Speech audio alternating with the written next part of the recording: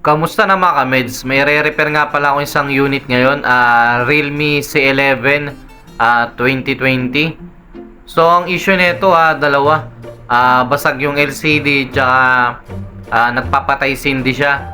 So dalawa yung gagawin natin dito. Papalitan ko siya ng LCD tsaka yung sa nagpapatay sindi dun sa may battery fuse. Ida-direct ko na siya. So ngayon tinatanggal ko nga pala yung cover ng board ng cellphone. So kailangan nating tanggalin isa-isa yung mga tornilyo. Tapos sunod natin tatanggalin yung connection ng battery. Tapos yung connection ng LCD. Tapos yung plastic dyan na sa gilid ng battery, iangat lang natin yan, hilain natin para matanggal yung battery.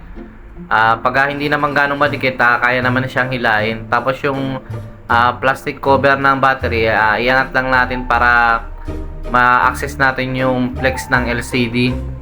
Tapos yan ginamitan ko nga pala ng heat gun yung LCD ng unit kasi para mas mabilis siyang matanggal. Pwede rin ng mga lighter fluid, thinner, depende sa mga nagre-repair kung saan sila komportable sa pagtanggal ng LCD.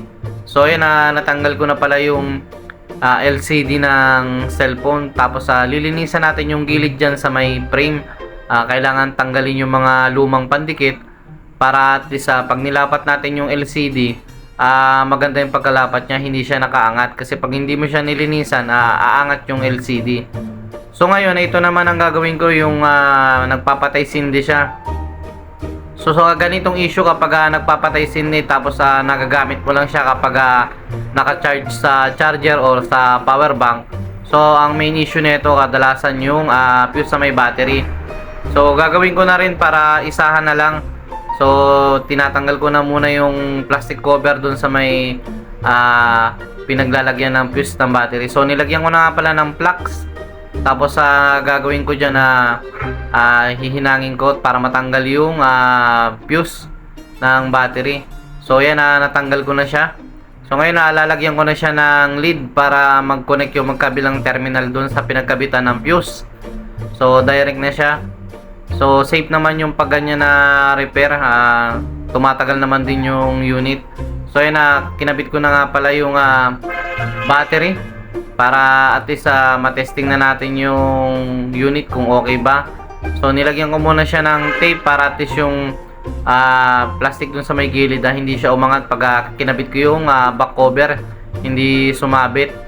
Kasi pag hindi mo rin siya nilagyan ng tape, baka umangat, aangat yun sa may gilid ng back cover. So yan, inopen ko muna yung unit. So chinek ko muna. So okay naman yung unit, yung touch niya okay naman, gumagana naman. So ngayon ipipix ko na siya. So ibabalik ko na nga pala yung back cover ng board. Kung yung anong tinanggal natin ay ibabalik din natin. Tapos siya ipipix na natin yung back cover niya.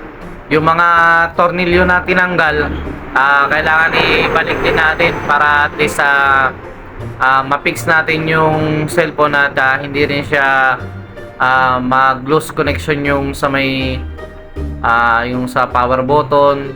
So yan, kinabit ko na nga pala yung niyan, yung mga tornilyo, isa-isa din natin na ikakabit. So pinix lang natin siya para maayos din. So nilinisan ko na nga rin pala yung back cover niya kasi sobrang daming alikabok. Tapos yung camera lens, nilinisan ko na rin para at least lahat na isahan na lang para at least sulit din yung pag-repair natin dito. Hindi na ma-back job or maano yung customer natin. So yan, pinipix ko na nga pala yung niya, back cover niya.